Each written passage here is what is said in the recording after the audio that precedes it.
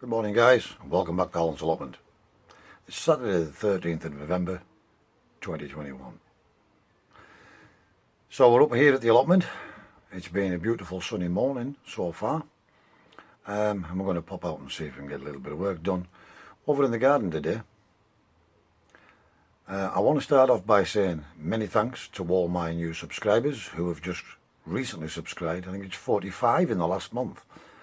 So thank you very much for that, I really do appreciate it.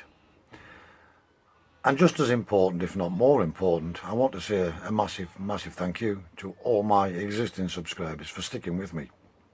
I know that some of these videos have been a little bit boring in the past, and due to difficult times, I really do appreciate you sticking with me, all your likes and comments and good wishes in the comments section below, and bearing with me while we're being gone through some difficult times. I just want to say a massive thank you. So all the birds are fed and watered. I'm just in the shed having a cup of coffee. I've finished my course of antibiotics now, and touch wood, we're feeling much better, somewhere near normal. So I'm going to go out. I'm not going to kill myself little and often, and I'm going to see what, if anything, I can get done over in the garden and or the polytunnel today. Stay with me, I will bring you along. Right guys, as you can see, we're still a right old mess over here. It's still extremely waterlogged, but it is trying to dry back, but we just keep getting rain constantly. You can see it's a beautiful morning this morning, probably the best day we've had in a long time. So some of the goals I have today, I don't know how much of this we're going to get done, is to get some runners off these strawberries here, because these are absolutely fantastic. The flavour is beautiful, but they're an early fruiting variety of strawberry. Alsanta, I think they call these. I'll find the labels and we'll get a confirmation on that one. Now, I also want to get these strawberries out of here. Now, these are ever bearing and they've fruited all year, and as you can see, we still have strawberries on these. They are still putting out strawberries all over the place. So I want to trim these back, get the parent plants out.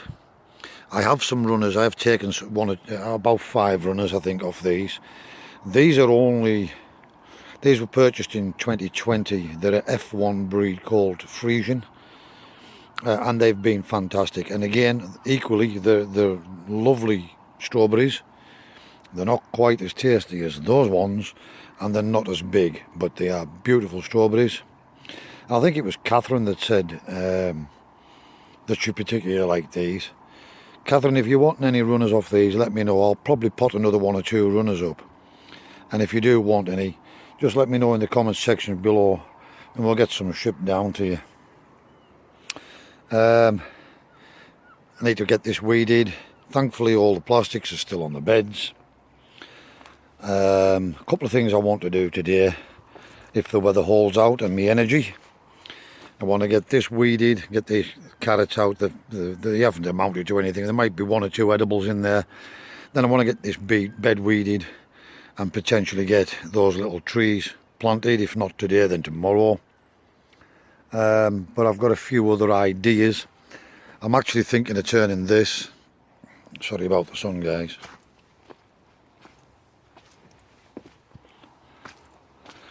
I'm actually been toying with the idea, and again this is all dependent on energy levels and staying relatively well, of covering this now with plastic and making this into a polytunnel as well. Covering the sides and the roof at least, maybe leave the ends just netted, but just to keep the worst of the rain off, because it's the rain and the snow that does most of the damage in winter. The turnips are still hanging on, and I've decided I will leave these just a little longer. We might get an edible root out of them. They're only very slow growing, of course, because of the weather and the time of year, but yeah, we might get 1 or 2 salvageables out of them. That one doesn't look too bad, so I've decided I will leave those, and then we'll strip this bed right at the end once we've managed to get 1 or 2 roots out of here. I've also decided that what I will do, I did say this on last week's video, but I've definitely made my mind up now. Because these cabbages are still getting eaten by something, and I think it might be slugs still, as I said, going by the way these are being cut straight across and nibbled around the side.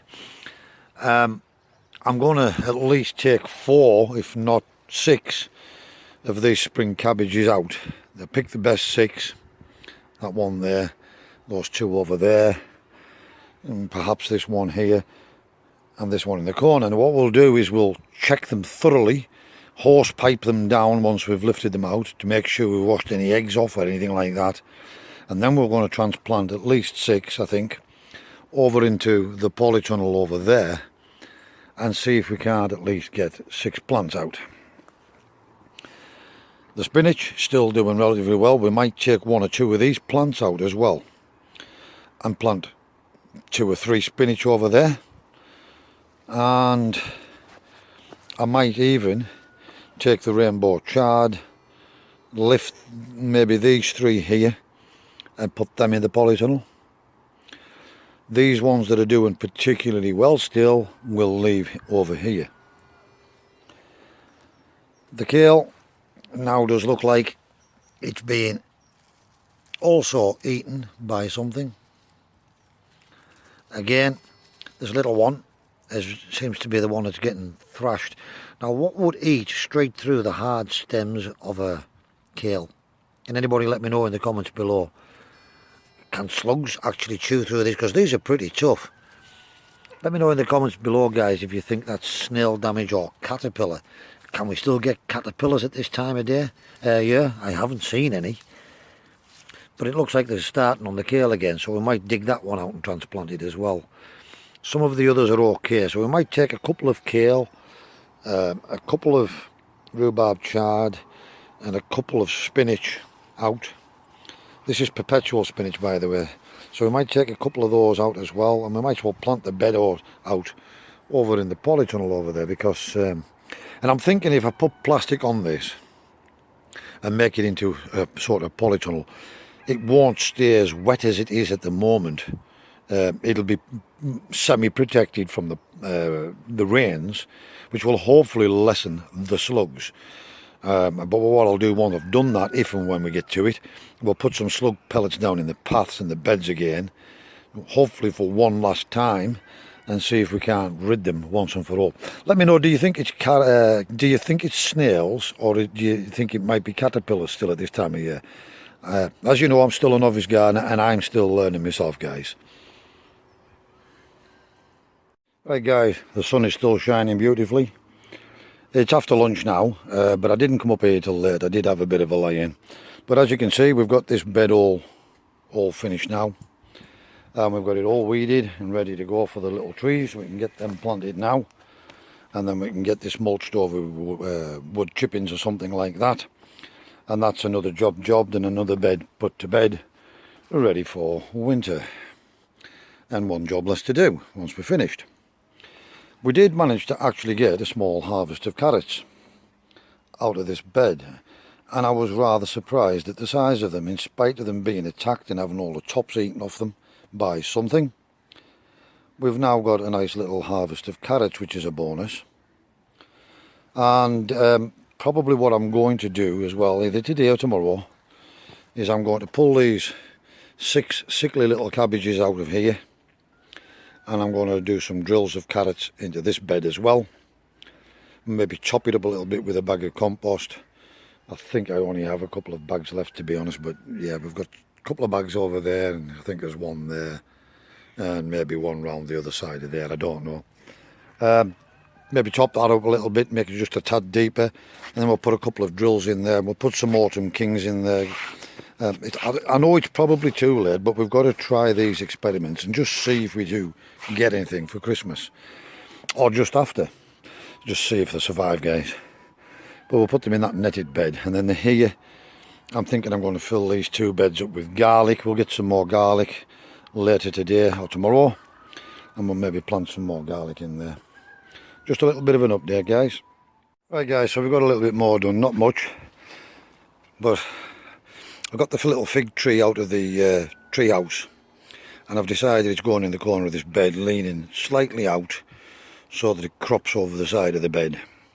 Now yes, this is still a mess, we've still got the turnips and what have you, but I've got it planted in so it can start to get itself established through the winter months, harden off, and hopefully come next spring. Still got a lot of tidying up to do guys, but we've got a couple more jobs done. So we've now got the apricot planted as well. We've got the apricot tree out of the tree house, and we've decided we're putting this nice big deep tub here along with the grapevine, because what seems to be happening is, although there's a drain hole in the bottom, this was getting slightly waterlogged and the grape just couldn't take up all that water.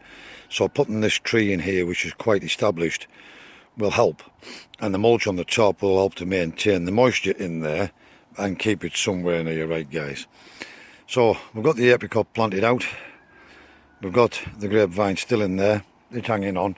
Now it's all weeded and cleaned and aerated again, hopefully things will improve. We still haven't got the strawberries done yet. It's getting late in the day now, it's 2 p.m. But we've still got a little bit more work done. So what we've done now is we've got this entire bed weeded as you've seen before, and I've got these little dwarf trees planted in, some of them. There's 4 still in pots up there, which were the cherries and the pears I think, and there's no budding on them at all, so there's not much point in putting them in the bed till we see whether they're going to bud up next spring. Now they still won't take any harm with the transplant, if they do actually start to bud up. But in the meantime, that means we've got all the front of this bed, and I've decided, I've took some of the garlic out of the garage that we grew last year, and I've just started breaking it up into little cloves now. This is my own garlic, and I thought, well, we might as well utilise this bed and get some garlic in here. It's getting, I have planted it at the end of November before and still got a decent crop, so it's mid-November now, so we'll crack on and we'll get this lot planted as well. Oh, just one other thing, also on top of that,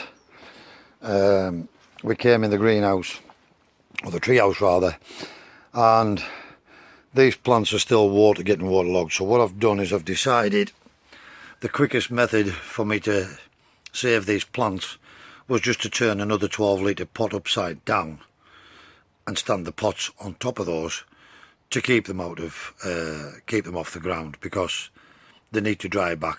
They haven't been watered for weeks, but as you can see on the top, they're still very, very damp due to the waterlogging that we got with all the rain, and I just wasn't well enough to get them up out of the water guys. So all we can do is put them up there, let them drain off, and at least that will hopefully they'll start to dry back again now.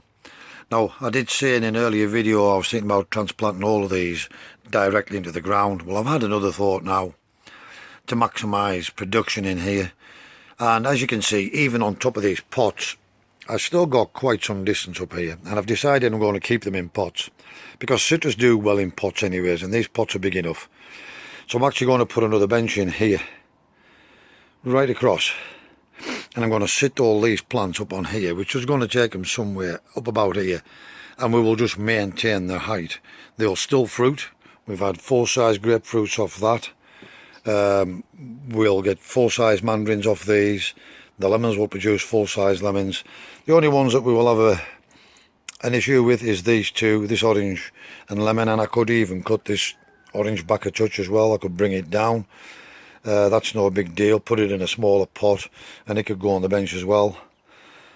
I could, I suppose, take this down as well, but I don't want to, because this is where it's fruiting on the top half, and I could leave those there, but I don't want to set the tree back. And because there's some more coming out here, I think we'll wait till back end and take it off about here, and then we'll keep that bushed as well. And or we will put that one right in the ground in the far corner to give it its full height.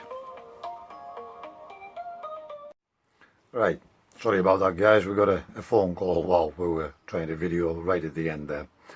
A couple of other things I did want to say was those little transplants from last year. We took them out of off the membrane as well, and we lifted them onto the path because there's room there now that we planted the apricot tree. So I've got them up on the path, which is 2 inches higher. So hopefully they'll drain back and they'll colour back up again as well. So yeah, I had an idea about keeping them in the pots and building a bench in there, getting them up on a height where they're easier to water for me, easier to pick the fruit, keep them maintained so they don't go through the roof. And what's more, I can put a bed underneath for lettuces, radish, pretty much anything, guys. But yeah, peppers even, so for next year. So that's going to give me some more growing space, less work. I won't need to pull that membrane back and dig holes to plant the trees, and it's going to be much less work in the long run, building a bench. So what we'll do is we'll make something similar like we did in the polytunnel, with a very light frame. It doesn't need to be, but we might even make it out of beer because there's quite a bit of weight in them pots. So what we'll probably do is make it out of 2x2s or 3x2s, and then we'll put mesh on there so that those plants can always, when they're watered, drain right through and into the bed on the bottom. And hopefully we can regulate the water on those citrus trees. So that will be really good. We will still probably plant the tall lemon tree in the far corner, like I said, and we will dig a hole and put that one in the ground.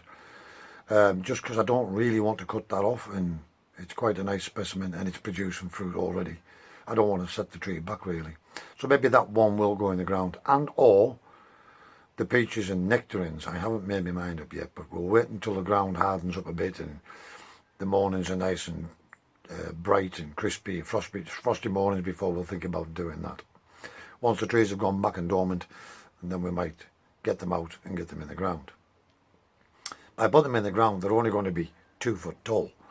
So they're going to be really low. I'll even be able to put a bench above until they get up a bit, or a folding bench like I did in there, so we can fold it up out the way if the trees do get up to any size, and which means we can't use the bench, but we can unscrew it and move it.